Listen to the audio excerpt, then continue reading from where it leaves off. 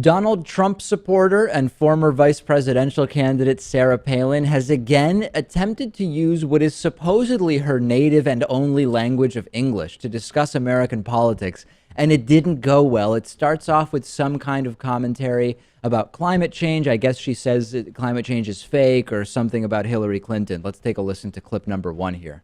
Because Donald Trump is so reasonable and so full of common sense and knows that for America to be great again, we have to develop our natural resources.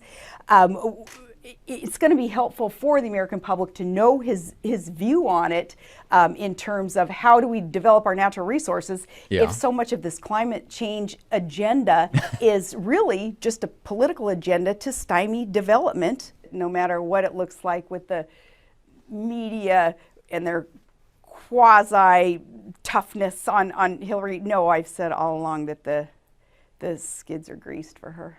Trump's bringing in the independents, the blue dog Democrats.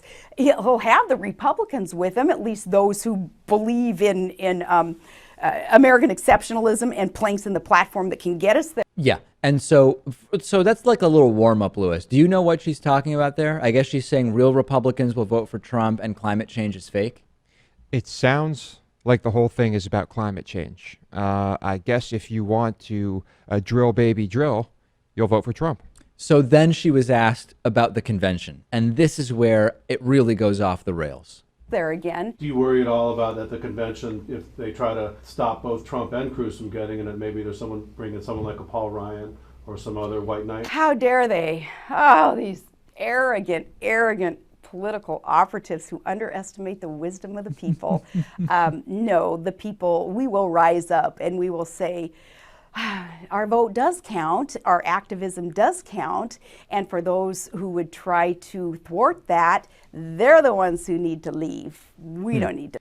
If I understand some piece of this, and I don't want to assume that I do, Lewis, it sounds like Sarah Palin thinks that the will of Republican voters should be reflected in the selection of their eventual nominee.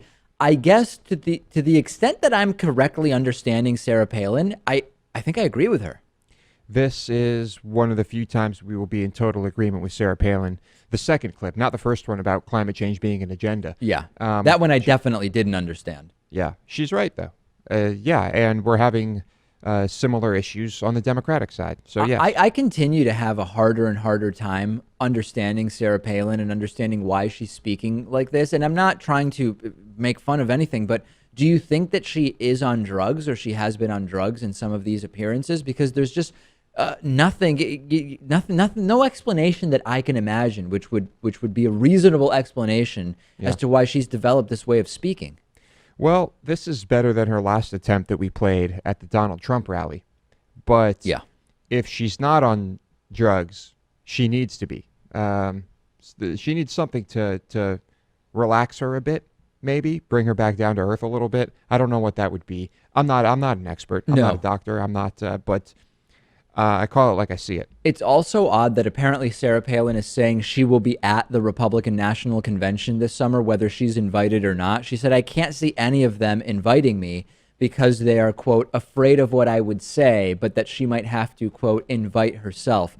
Republicans frequently do very, very stupid things, but the establishment seems to pretty well understand that you're better off keeping Sarah Palin as far as possible from anything you're doing. By invite her, does she mean invite her to speak or just be there? Right. She can go, right? Yeah. I don't know. Well, it probably means speaking then. They know that, well, as we just saw, you might not want to do that.